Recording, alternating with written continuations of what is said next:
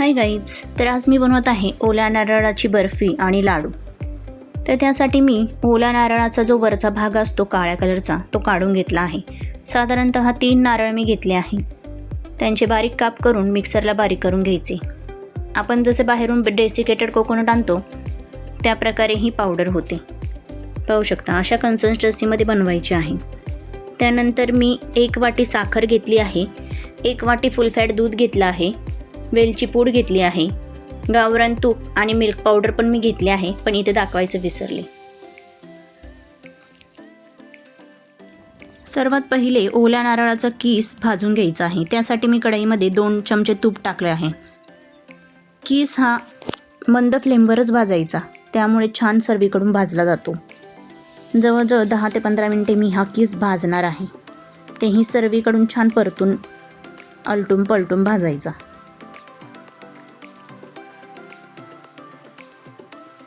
तुम्ही पाहू शकता असा सर्वीकडून कीस भाजून घ्यायचा आहे आणि मधून मधून त्याला सतत हलवत राहायचं आहे। सतत हलवत राहिल्याने कीस सर्व बाजूनी एकसारखा भाजला जातो। कीस थोडा भाजत आल्यानंतर त्यामध्ये आता आपण ॲड करणार आहोत मिल्क पावडर। साधारणतः मी 1 पॅकेट मिल्क पावडर ॲड करत आहे। 3 नारळ होते माझे, त्यासाठी मी 1 पॅकेट ॲड करत आहे। तर तुम्ही जेवढे नारळांची क्वांटिटी घेता त्या हिशोबाने तुम्ही मिल्क पावडर ॲड करा।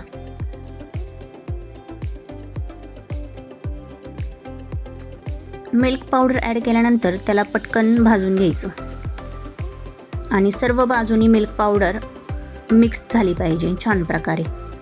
त्यानंतर मी जे फुल फॅट दूध घेतलं होतं मी त्याच्यामध्ये साय पण घेतली आहे, त्याच्याने छान टेक्स्चर येतं। मग असे सांगितल्याप्रमाणे 1 वाटी दूध मी यात ॲड केलं आहे। त्यानंतर मी साखर ॲड करत आहे। दूध ॲड केल्यानंतर मी साखर टाकली आहे आणि नंतर हे सर्व मिश्रण छान प्रकारे हलवून घ्यायचं।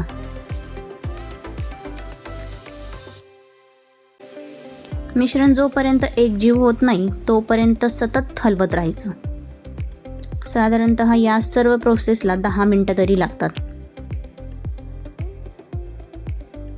साधारणतः 10 ते 15 मिनिटं सतत हलवल्यानंतर तुम्ही पाहू शकता साखर हळूहळू त्यामध्ये ब्लेंड होत आहे आणि तुम्ही पाहू शकता टेक्स्चर बघा किती छान आलं आहे। त्यानंतर मी एका ताटाला तूप लावून घेतलं आहे। यामध्ये आपण बर्फी बनवणार आहोत।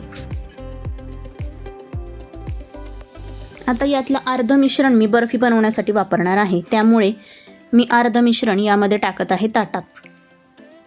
ताटात टाकल्यानंतर छान प्रकारे त्याला दाबून घ्यायचं, ज्यामुळे बर्फी छान प्रकारे सेट होईल।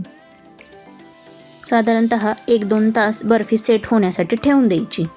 आता पाहू शकता थंड झाल्यानंतर मी याच्या वड्या पाडल्या आहेत।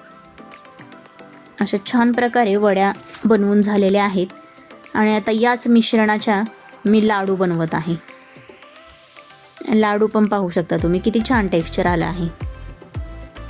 तर पाहू शकता लाडू अगदी छान आणि परफेक्ट बनला आहे।